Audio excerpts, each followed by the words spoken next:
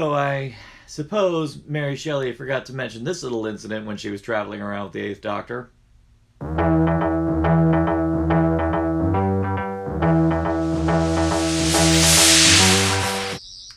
The Haunting of Villa Diodati by Maxine Alderton. This episode had a lot of people on the wrong foot, and I admit myself as well, because one thing I thank Stephen Moffat for in his efforts during his time as showrunner was the fact that he vindicated Big Finish by officially making it canon. The Doctor actually has a very long history, not just with Lord Byron, but in particular with Mary Shelley, particularly in the Big Finish radio plays when she actually traveled with him for a time. She was kind of like a short-term companion.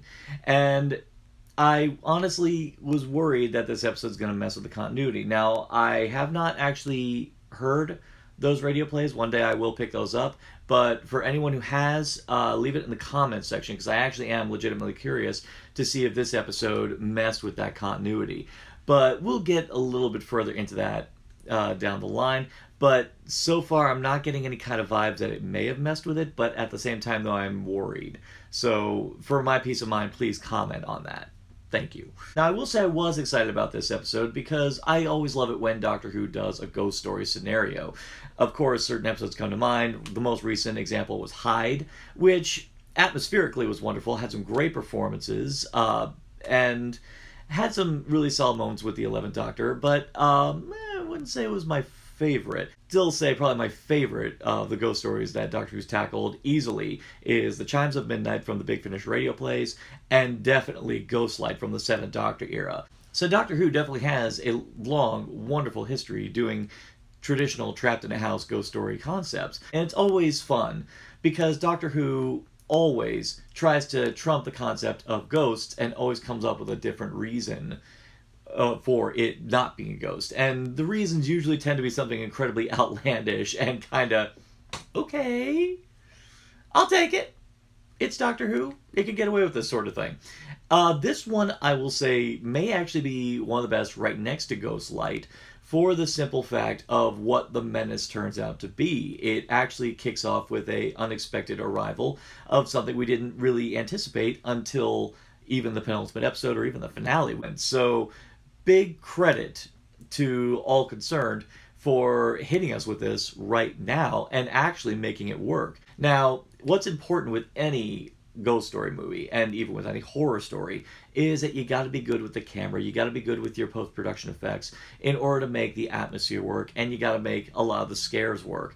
And this one, to my delight, used a lot of very simple editing tricks and very simple camera tricks to really put the audience in a state of uncertainty and unrest. There's a lot of great moments where you see stuff lingering in the background, and much like the movie Hereditary, which had one of my favorite lingering shots in horror recently, this one has moments similar to that where you have stuff in the background and it's just staying there and you don't know what it's going to do. And then just through very simple editing, it's gone. And that still puts you on the wrong foot because you don't know what to make of it. You don't know what's causing this. You don't know what made it do that. And there's a lot of these great moments littered throughout the episode. In fact, I'd say it's when they actually start dealing into straight up CGI effects, it's when it kind of loses its luster, but that's true of most high-budget horror films. You know, they always do really good with camera tricks, and then they start bringing in the CGI, then all of a sudden it's the remake of House on Haunted Hill.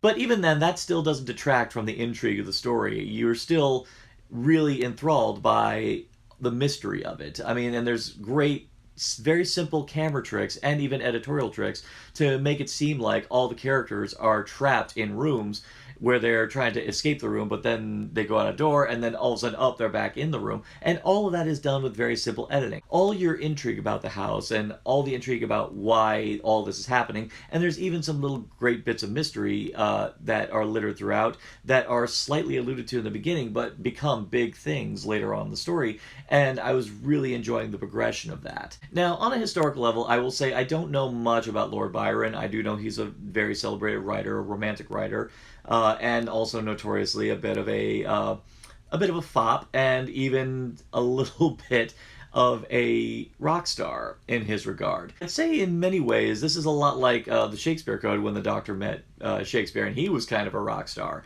Only there's a bit of a difference. Whereas Shakespeare in that episode was much more eager, much more enthusiastic about the crazy stuff that was happening all around him. It was actually kind of a delight to see that Lord Byron was a bit of a dick in this episode, and I really did enjoy seeing the Doctor just not having it with him. I love how Lord Byron is just completely enamored with the Doctor, and the Doctor is just like, eyes up here, Byron. But it's just funny seeing Lord Byron just totally turned on by the fact that the Doctor's take charge and is on top of the situation, and he's like, I'm the situation, be on top of me. And I love that the Doctor is just like, Byron, behave yourself. And I did like the little subplot with one of the women who, as it turns out, is enamored with Lord Byron, become very disenchanted with him when she sees him under pressure, seeing that he is pretty much a cowardly fop. It's one of those short-term character arcs that doesn't really feel intrusive to the proceedings and resolves in just the right way. It doesn't upstage anything, but it's definitely something that stays in the back of your head. And this episode is another continued notch in the winning streak this season has had, particularly when it comes to companion dynamic and all of them actually trying to contribute something into the mix. Ryan is actually doing the classic thing where he comes up with something and the Doctor's like, oh yeah. Yaz has a lot of great moments where she's consoling characters during their moments of emotional crises. And Graham has a particularly eerie sequence where he's watching over someone who's prone to sleepwalking and then encountering a couple ghosts, which, and I gotta say, it was a little bit of genius in this episode. It had no proper resolution, and actually kind of made me tingle a bit. I was like, ooh, that's kind of what you do in a good ghost story, is always leave one little thread hanging to leave it with a sense of foreboding. It's the kind of stuff you run into in a lot of the great ghost story movies, like, The Conjuring, even some of the Paranormal Activity movies, the good ones. That's always a fun thing you do in a ghost story scenario. Will this get resolved? Maybe, maybe not. Personally, I'd kind of like the idea that it doesn't, because that's what makes ghost story kind of give you that little extra ooh, because it's the unknown, and the unknown is scary, and you don't know if it's going to be something that's going to haunt you forever. Even The Woman in Black is another good example that did that. Now, even with the good companion moments where they all contribute to the story, there were still moments where I was raising a brow of some companions making certain decisions, going like, well, really, guys, even after all your travels, and not just that, but because you live on Earth in the 21st century, you should be savvy to certain tropes. I did raise a brow a bit when Yaz recommended that we split up. Now, it's not abnormal that you would recommend that they don't follow the Doctor's instructions implicitly, because that's something companions do all the time. Moffat, of course, took a stab at it a bunch of times, and it was always funny. And they do a great job poking fun at that trope here. But when Yaz recommends they split up, I was expecting Matthew Lillard to go, I'll be right back! Fortunately, nothing really dire comes of it, but I'm still going, really, Yaz? You thought that was a good idea? But that was something that was just funny to me in the back of my head. One moment, though, which did have me questioning the writer a bit was specifically Ryan. In the latter part of the episode, we're faced with the classic one life over many scenario, which the Doctor has had to face on countless occasions.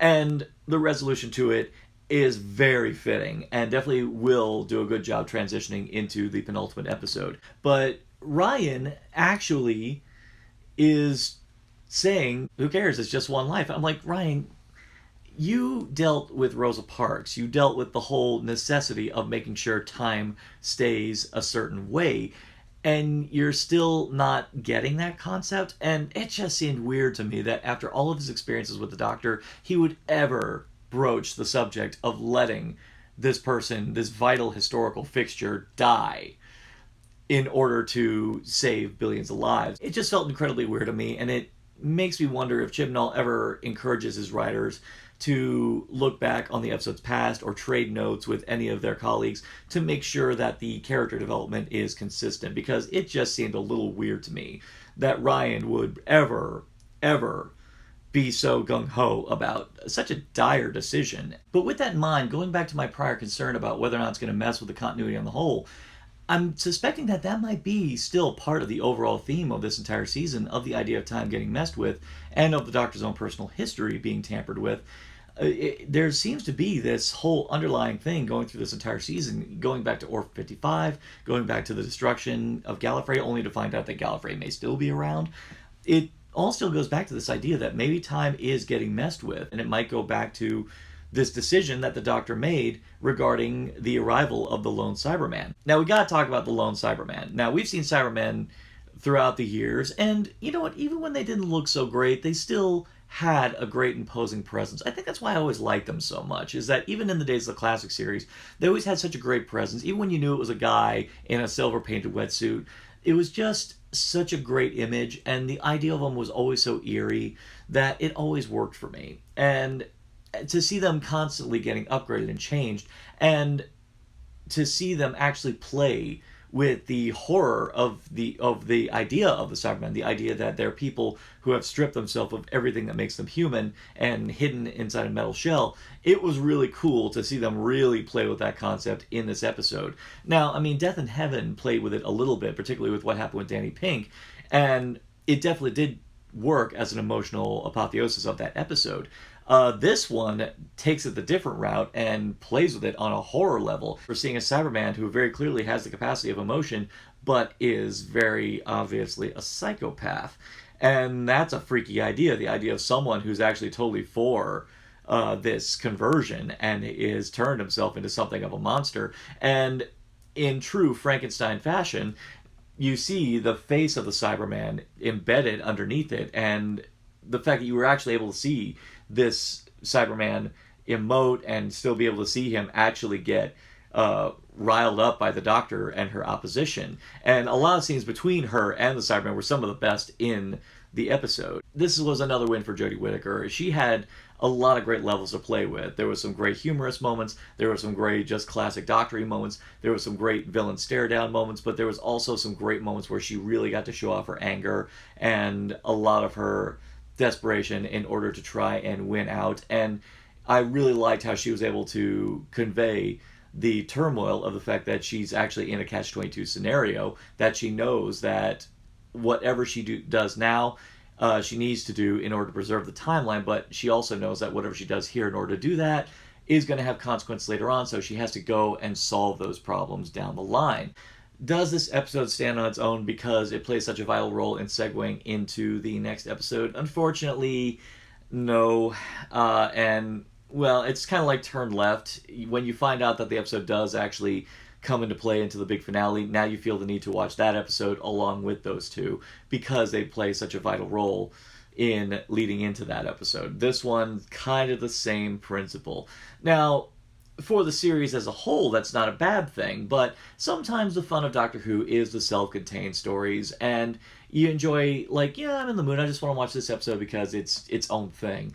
This is definitely not one of them, but I can forgive that because, fortunately, this season has a lot of good self-contained episodes that are a lot of fun on their own, so I can forgive that. And still, as an episode that transitions into the finale, it actually works really well. And in many ways, it's a lot more entertaining and a lot less dramatic and foreboding as episode like, say, Turn Left. Now, I'm not saying that as a slam against Turn Left. It's just, that's not an easy episode to watch. I mean, that's the episode you watch on a binge, because I don't know anyone who's like, you know what, I'm in a chipper mood, I'm going to watch Turn Left. No, definitely not. Whereas this one, fortunately, has a lot of fun going forward, has a lot of great classic ghost story elements to it, it has a lot of great character interactions, especially with the Doctor, with Lord Byron. That stuff cracked me up, and we still got a lot of fun factor to it, even if it does segue into the next episode. So, The Haunting of Villa Diodati is definitely a memorable ghost story episode, definitely one of the better ghost story episodes Doctor Who has tackled. I still have concerns about how it messes with the continuity, but again, I don't know if we're going to get any kind of resolution on that until we find out what this whole thing with the Timeless Child is, and if my theory is even correct that time is actually getting manipulated and that things aren't happening the way they should because of some kind of external motivator.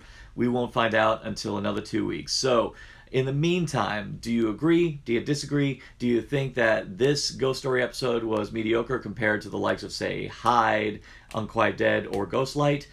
Leave it all, comments below. And for more addictive content and Narcotic Casserole, simply like, share, subscribe, click, thou shalt be served.